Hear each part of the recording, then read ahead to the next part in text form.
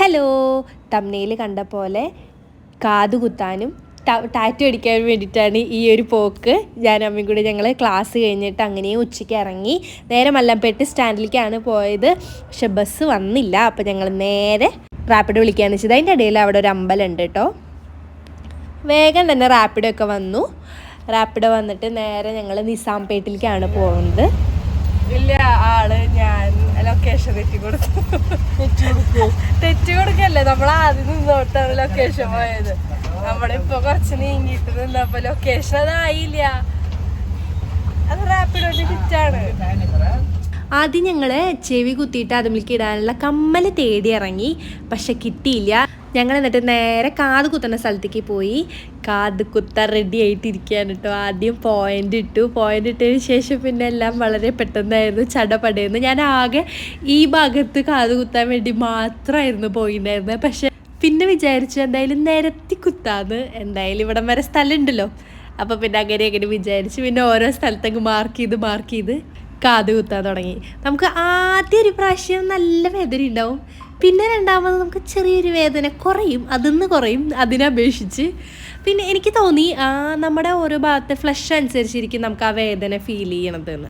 പിന്നെ ഞങ്ങൾ ഒരെണ്ണം കൂടിയും കുത്തിയിട്ട് അതൊക്കെ വീഡിയോ എടുക്കാൻ പറ്റില്ല. നേരെ മലബാറിലേക്ക് വിട്ടു.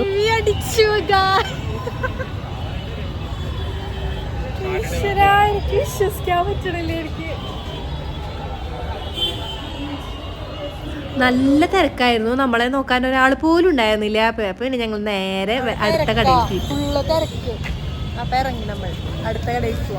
എനിക്ക് വിശ്വസിക്കാൻ പറ്റില്ല. ഒരെണ്ണം കുത്താൻ വേണ്ടി പോയത്. ശനിയാഴ്ച തിരക്ക് ആ മാർക്കറ്റിനെ വല്ലാണ്ട് ബാധിച്ചിട്ടുണ്ടായിരുന്നു. നിറച്ച ആൾക്കാരായിരുന്നു. എന്നിട്ട് കമ്മൽ കിട്ടാണ്ട് ഞങ്ങൾ നേരെ പിന്നെ ടാറ്റു അടിക്കാൻ വന്നു. ആ കടയിലേക്ക് തന്നെയാണ് വന്നത്. അവർക്ക് ഡിസൈനൊക്കെ കൊടുത്തു. ആദ്യം അമ്മയുടെയാണ് അടിക്കുന്നത്.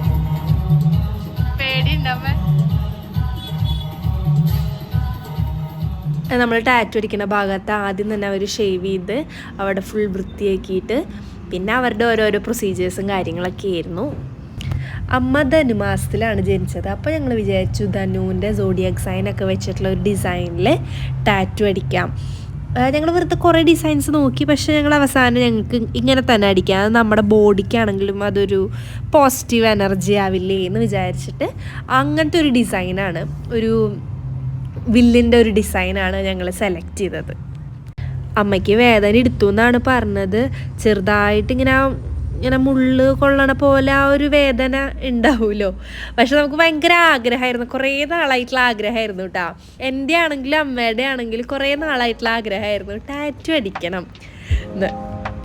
അപ്പോൾ പിന്നെ ഈ വീക്കെൻഡിൽ തന്നെ കാത് കുത്താനും ടാറ്റു അടിക്കാനും വിചാരിച്ചു.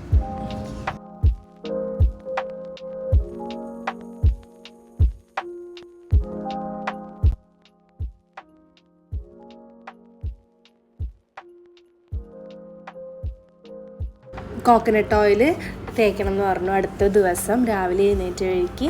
പിന്നെ അത് കുറച്ച് ദിവസം തേച്ചോളൂ രാവിലെ എന്ന് പറഞ്ഞു. പിന്നെ അധികം വെള്ളം നനയ്ക്കണ്ടെന്ന് പറഞ്ഞു 3-4 ദിവസത്തേക്ക്. അമ്മയ്ക്ക് ഭയങ്കര ഇഷ്ടമായി ടാറ്റു. ഇത് എന്താണെന്ന് വെച്ച് കഴിഞ്ഞാൽ അതൊന്ന് വലിഞ്ഞ് ആ വേദന ഉണ്ടാവാതിരിക്കാനാണ് ഇത് ഇങ്ങനെ കവർ ചെയ്തതെന്നാണ് ഞങ്ങൾക്ക് തോന്നുന്നത്. അത് കഴിഞ്ഞിട്ട് പിന്നെ എൻ്റെ ടാറ്റു അടിക്കൽ സ്റ്റാർട്ട് ചെയ്തു.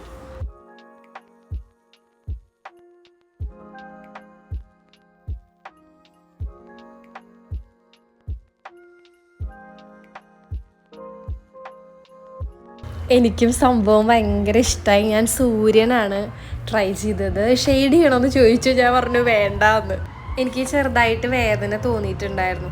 അപ്പോൾ പിന്നെ ഇത് കഴിഞ്ഞ വഴിക്ക് തന്നെ തൃപ്തിയായി. ഭയങ്കര സന്തോഷമായിട്ടോ അത്.